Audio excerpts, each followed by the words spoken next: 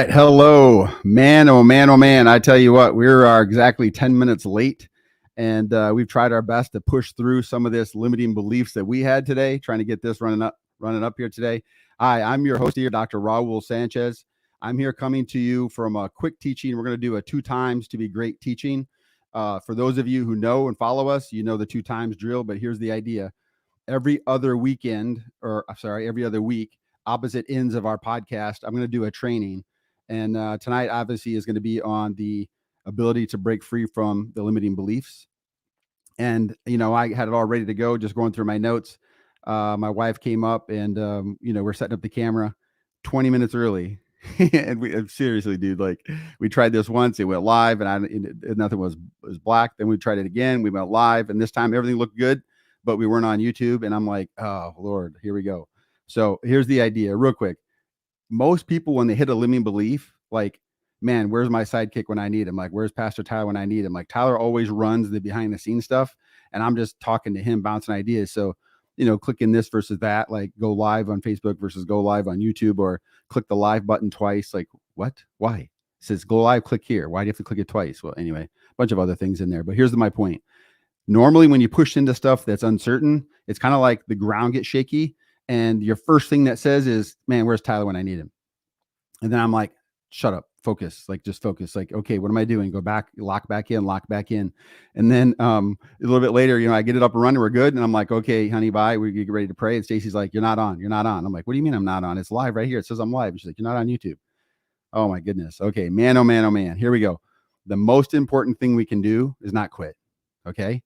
So let's begin with the end. We always talk about this, right? Anytime you set forward movement toward a goal, begin with the end. Look and just ask yourself a question. Imagine for a moment that you were successful. Imagine for a moment that you could be that guy. Imagine for a moment that I didn't have to call Pastor Tyler. I mean, not that I would have. I mean, if we really needed him, I would have called him. But like in that short-term thing, like if we were an hour ahead, I probably would have called him. But under the pressure, like, no, we can't call. Let's just go. My wife and I just kept pushing. So let's begin with the end, okay? Here's the goal. Your double down ability on your action steps is what breaks you free from your mental prison known as your limiting beliefs. Let me say that again. Your ability to double down on your action steps is what's going to break you free. Okay? What does that mean? That means whatever it is that I failed short of, like I'm studying for the ACT test, I fell short. I need to double down on my action toward that. If, I'm trying to set up a podcast live and I've never done the behind the scenes thing before without Tyler. Well, actually I have once, I think. So, but I forgot the steps, whatever. The idea is like double down on the action. So after today, I just started thinking, you know what? I need to mock run this several times. So I remember all these steps. Okay. So double down on your action. That's how you break through your limiting beliefs. Okay. So here's the idea. Okay. You already know this, right? 2 times to be great. When you feel like it and when you don't. That's our trademarked motto for our podcast. And that's what we believe in our whole entire life. There's 2 times to be great: when you feel like it and when you don't. So let's jump in.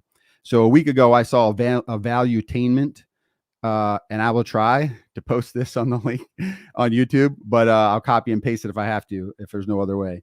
But okay, a week ago, I saw this post on valuetainment, and it's a female who looks like a horse trainer, and she walks up to a horse and she puts her hands around the horse's face, puts it in kind of around the mouth, like you're just going to put the little bridle inside of it. And then she kind of reaches around the head, and then she snaps by the ear and puts a little pressure on the ear. And then she kind of just puts her hand, 6 inches in front of the horse. And then she kind of goes to like a foot away, and then she starts walking and the horse turns. And the concept is sometimes your limiting beliefs are all in your head, right? Sometimes what stops you is all mental. Sometimes what stops you is you. And that hit me hard. I was like, wow. So I just posted on there. If you go back and look on their page, Valuetainment, a week ago, you see a picture of the horse. You just scroll down. You'll see I said, hey, I'm going to do a live on this because it hit me that hard. So I just jotted some notes really quickly, how I wanted to attack today. And that's where we're here. Now, up front, you could look at that and you could say, wow, that horse has no willpower. It's literally thinks it's in a prison. And just because the woman is on top of him riding and turning and stopping and moving her hands, and the horse is completely doing everything that horse normally does. Now people say, wait, is the horse blind? No, the horse understands. Like, how come the horse just doesn't take off? Like, hey, you don't own me. Well, here's the answer. The real issue, the real hook behind the limiting belief is conditioned responses. Conditioned responses. So let me explain this to you. Okay. So we have a stimulus, and here's the stimulus. The stimulus is an action. Okay. So this is an action. Click click this to the cup, right? Like this. That's an action. And then the reaction is, if you're sitting here, you might turn to me and say, shh, because you're focusing. Okay. That's a stimulus response. A stimulus is just simply an action. And then the response is your reaction. Let me give you an example. We're sitting at a picnic and a bumblebee flies by your head, and you hear it, and instantly you kind of panic and you look around. And as soon as you see it, what's your action going to be? Well, you're going to run. So that's a stimulus response, right? The B is the stimulus. The response then is your action or your reaction to the action. The B is the action. Your response is your reaction. So you jump up and run away. Now, people can look at you and say, bro, you got some limiting beliefs around bumblebees. They don't hurt you. You're not going to bug them. Like, they're just looking for pollen or something like that, right? And then somebody will say, well, this one time I saw a guy get stung, or this one time, or hey, this one day. And that's when we take our past and we foreshadow it into our future. That's the limiting belief. Okay. And so let me pull those two pieces apart. One of them is behavior. That's conditioned response. And then the mental thing that makes you afraid in the first place, that's the limiting belief. So everybody is trying to fix the limiting belief by like, hey, why don't you give yourself some positive affirmation? Look in the mirror and say, I am amazing 5 times in the morning. Like, that's really not going to stop the behavior. That might drop the limiting belief. It's not going to drop the condition. And what made that horse respond the way the horse did is not a limiting belief. That horse has no limiting beliefs. That horse is 100% conditioned. We would say that horse is very, very well trained. It's no different than, I'm a bird dog guy. So you go pheasant hunting. When I had my dog Toro with us, I could just look at Toro, make one command. There's no leash. I don't need a leash. But in the very beginning, I needed a leash. Do you understand what I'm saying now? Okay. Limiting beliefs are so powerful, not because of the fact they have a limiting belief, the fact that they are ingrained so deeply in conditioning. Okay. Let me give you a couple examples. So, one of the things that I think about when I really quickly is I wanted to be a running back in football. I went to North High School here in town where I live. And right away, I was a bigger guy, a little bit clumsy. And it took me a while. It took me several steps to kind of get going. My acceleration was slow, but my 100-yard dash was probably average. So on a football field, when I tried to go out for running back as a freshman, 9th grader, they put me to tight end. And I wrote down what they said because it's one of those things that you just don't forget, But when I was just talking about it, and the idea is like, hey, you're just not fast enough. And then they said, hey, but you're a great blocker and you have amazing hands, And I had a really great year at tight end. Like I think, I don't know for sure. Like I caught 3 passes and scored 3 touchdowns, or 4 for 4, whatever it was. I did a lot of blocking, a lot of little things, but you caught these little screen passes and I could just outrun people and go, whatever. But I wasn't happy. And so that whole year I kept thinking I should try out for running back. I should try out for running back, especially if a running back went down or it was muddy and somebody's fumbling and he got benched. Like, I should go talk to the coach and say, coach, I'm your man. Like, put me in at running back. But that whole freshman year, I had the limiting belief, which is you're too slow. You're not fast enough. You're not fast enough. You're not fast enough. So that stopped me from asking, hey, can I play running back? Okay. So fast forward into that year, baseball, everything, that summer, something clicked in me, and it was this, which is, hey, I could run the ball because when I caught the screen passes, I juked people and ran people. So there was this mindset that shifted in my limiting belief system that said, hey, watch me. So, hey, you're too slow. Watch me. So when I play this limiting belief in my head, hey, you're not fast enough. Watch me. Hey, you're too slow. Watch me. Hey, you're not fast enough. Watch me. So I started chipping away at that limiting belief. But if that's all that would have been done, I promise you, I would have still been a tight end my sophomore year. But instead, I doubled down on workouts. Every single Sunday, I ran hills. Sometimes I know I went to the track and ran. I don't know the data. I'm just going to tell you I ran. So that whole summer, I worked on speed. I saw an article, laying on your stomach, 3, 2, 1, go, popping up in a full-time sprint just from your belly. So I was doing those at our track, looks like our running track outside at the high school. And then I also ran some hills. I ran some dirt hills over by my house. I rode my bike over and just put on my football cleats and just sprint up the hill. So we call them accelerators, just like slow to fast. And they worked so well for me that I come back that sophomore year. They put me at tight end initially, and I basically had to kind of bully my way into getting to be a running back. And my limiting belief was gone. And now my strong belief of watch me was this: I just need one. I just need one. I just need one. I just need one coach to see me. And actually, it was Coach Smith. He was actually like an assistant at Briarcliff, a local college, university in town. And he came over and was helping us as a football team. And he's like, well, then blankety blank, go over there and do it then, dude. Like, quit talking. So I ran over there and ran some drills, and the rest is history, because I just thought I just need one coach to watch me, or one coach to say, hey, dude, you're going to be our guy. And then I never looked back. And that mindset continued into North Dakota State, where, I rotated as 3 backs in a dual backfield. So for 3 years, so a 3-year starter. So that's me. Okay. Some of you kind of go, okay, why else are you here? Not just to talk about you, but here's another limiting belief. So a few years ago, I was at an archery tournament, and one of my sons, Terrence, his friend, came up to me and said, what are you doing here? And I said, I'm coaching archery. What are you doing here? And she says, I'm taking the ACT. And I said, all right, we'll go get them. We're filling up water at the water fountain there, filling up our flasks. And she just had this like poopy mindset. She's like, ugh. She's like, it's not going to go well. And I go, why? She goes, my next section is science. I go, what's wrong with science? And she said, on my ACT, I need to get 2 more points. And I said, so that's easy. And she says, no. She goes, basically what they tell you at these courses that she took, the average person who studies gains a point. And she shrugged her shoulders and she said, I'm just going to be a point short because I need 2.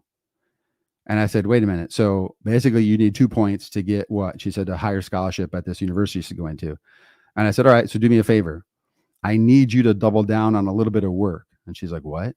And I said, okay, here's the thing. You're going to step up to your test, and I want you to flow. And she plays soccer. So I said, hey, if you get a through ball in soccer, you sprint, right? She goes, yeah. I said, okay, so here's your flow. You read a question that's flow to you. That's good. It's easy. You kind of know it. Just go at a fast pace. Don't overthink. Don't second guess. Go. I says, but if you're like hunkering down, you see some tough questions, then you have to like hunker down a little bit. And here's what I want you to do. It's easy. It's actually called 4-2-6. So 426, 4-2-6. You do a 4-second inhale, a 2-second hold, and then a 6-second exhale out your mouth.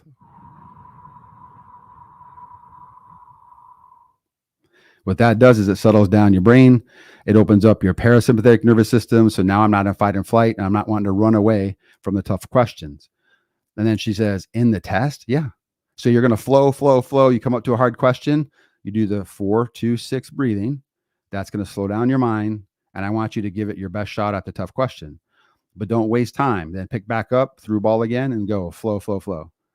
And she just looks at me and she's like, whatever. Okay, I'll try it. Of course, I forgot I was coaching archery. She forgot, whatever. I saw her maybe, I don't know, a couple months later. She's at our house hanging out with my sons. And I said, hey, how'd your ACT go? And she's like, what? And I said, remember the day at the fountain? Remember the day I talked to you? And she goes, oh, I got 3 points. And then she just kind of moved on. It was like over her head, like nothing. And this is what I want you to understand. When you double down on your behavior, when you double down on your action steps, when you double down on the movement that doesn't allow you to run, your brain will figure it out for you. Our brains are used to the stimulus response, right? Tough question, boom, limiting belief. Yeah, I suck at this. Tough question, boom, yes, science sucks. Tough question, yes, I'm still 1 point short. I'm not going to get that upper level scholarship now at the university. Do you understand that? Her limiting belief spilled all over on me. But if I would have just said, hey, I believe in you. Hey, I want you just to close your eyes and say, hey, I can do this. Hey, I can do this. Hey, I can do this. Hey, I think I can. That's not enough, because you're not changing the behavior. And here's why. Every single time the bumblebee comes by and you run, that pathway gets thicker and thicker and thicker and thicker and thicker and thicker and thicker. And now it's like an interstate going 85. You're no longer going 55 on a highway. You're on a super speedway going 88. Okay. Now, before you have a chance to think about it, I could probably walk up to you. This isn't a phone, obviously, it's a mouse. Okay. But if I walked up to you and just put like a little sound bite, of a bumblebee, and I just ran it by your head, like, you would literally jump and take off before I could say, bro, got you. Like, it's just my phone, right? Why? That's the stimulus response. You will never change and defeat your limiting beliefs if we can't break up that cycle? Boom. Okay. So here's what you say to yourself. When I hear a bee or when I see a bee, I will sit. So there's the pause, right? Stimulus, pause. Now I'm going to react. I'm going to put a little bit of space between that stimulus response. So I hear the ding, I'm going to run. This time I hear the ding, I'm going to assess, look around. I heard a bee. Oh, okay, good. It's 2 tables away. Why do I have to run? I don't. So now I start to chip away at that limiting belief. Now, the second piece is this. I'm going to double down on my behaviors that allow me to free myself from the limiting belief. Okay, what behaviors are those? There's 2 of them. Ready? Here are the 2 behaviors you're going to double down to knock out and destroy your limiting belief. Step 1, exposure. You're going to watch behaviors about bumblebees on TV. You're going to YouTube it. You're going to watch a guru who like just loves bees and hangs out with bees. You're going to watch, honeybees. You're going to double down on your exposure. You're going to only do it on the computer screen. That way, there's 0% chance I'm going to get stung through the computer screen. And if that happens, like your AI program is going to like change the world. You're the instant trillionaire. Okay. Not going to happen. So that's exposure, right? I'm going to move toward what makes me uncertain and what has an automatic stimulus response in me that I don't even have a choice to stop it. Okay. Exposure. The second behavior we're going to double down on, and double down means I'm going to put twice as much work in it than I ever thought I could. Twice as much effort, double down. Exposure. The next one I want you to do is we're actually going to make some action steps. And the action steps are, okay, where can I physically go where there's a high probability that I'm going to see a bumblebee? Now, go with your friend, go with a fly swatter, do what you need to do, but go. And when you're there, tell yourself, once I see a bumblebee, I'm going to sit for 3 minutes and just sit down.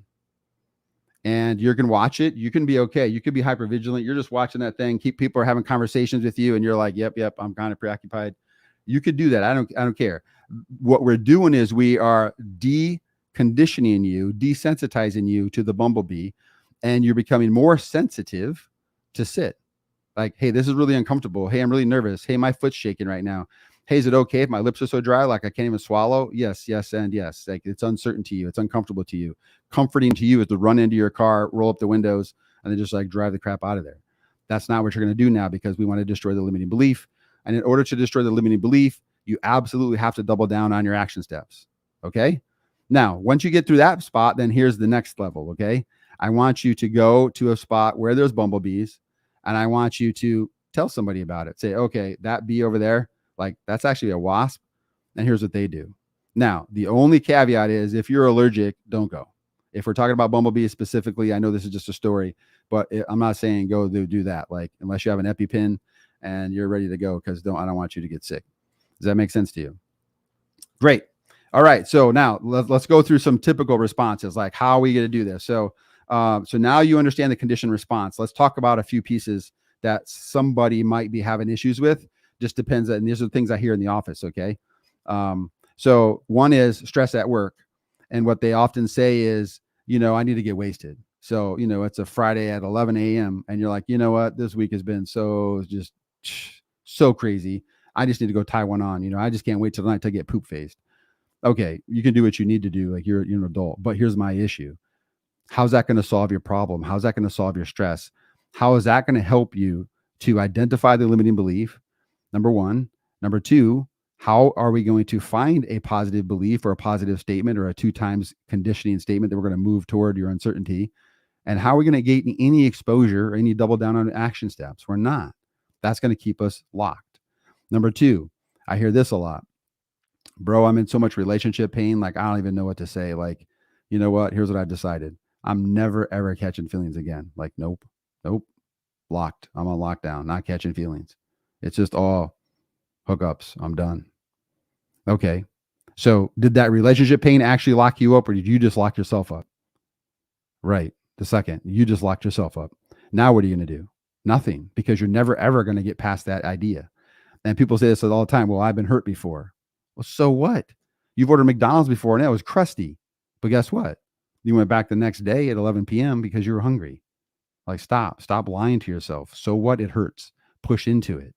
The last one, a quick example I hear a lot is, man, I went for this promo at work, and guess what? What's up? They gave it to this young punk rookie who thinks he's all that. Like, dude, you're going to seriously pass me up for some little punk, some little young buck who thinks he's all that? Like, that dude won't even look at me. He won't even give me eye contact. Like, for real? So here's what they say. See, man, this is why I never give myself expectations. I ain't never raising expectations again. Expectations are overrated. Okay. So did the fact that you applied put you in prison? I don't think so.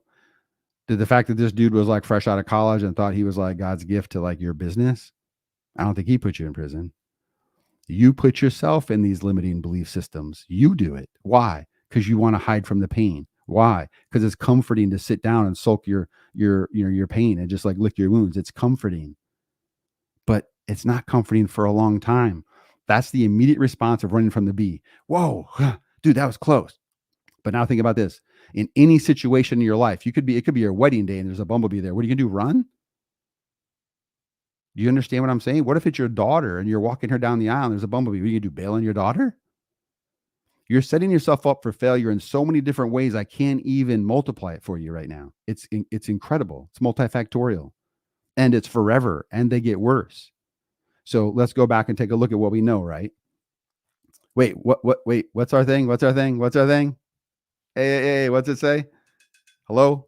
There's 2 times to be great: when you feel like it and when you don't.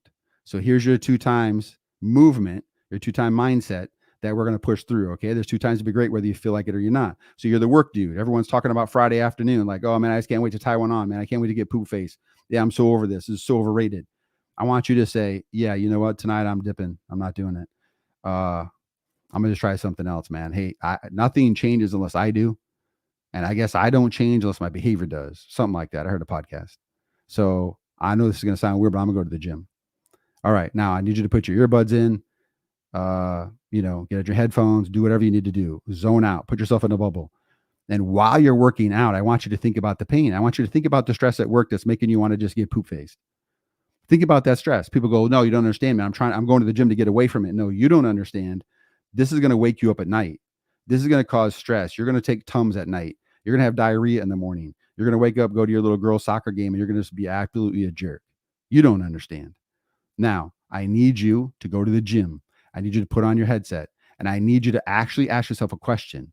If I was the boss, how would I handle this situation? If the buck stopped with me and they come to me and have the problems I have, so flip it. So, okay, Raul comes to me and says, hey, bro, like I'm thinking about quitting because all I can think about is getting wasted Friday from 11 on. Like sometimes Friday when I'm driving to work, like I can't take the stress anymore, man. Okay, as boss man, what would I do? What would I say? That's where you're going to go. And then you're going to ask yourself a question when you're cooling off. You're like, finishing your Gatorade or something. You're going to ask yourself a question. Okay, which one of those answers can I actually control? How much weight do I control on that situation? Move. Double down on that work. Move. Go get it. Go get it done. Because I promise you this. I don't know that you're going to win. I don't know that you'll solve all your stress, but I promise you you'll get answers. And it's the answers that set us free. Okay. Number 2, your relationship dude. All right. So you just told me, hey, I'm done catching feelings. Hey, I'm locking down. Hey, I'm hookup only. This is why I don't catch feelings from nobody. Here's my thing. Pretend this is another person asking you. Again, it's your boy, right? This is Ed. Ed comes to you and says, hey man, I really need you, but I don't know what to do. I will tell you as your best friend then, flipping it, right? Like, what would you tell your best friend? I would say, hey, you've been here before, bro.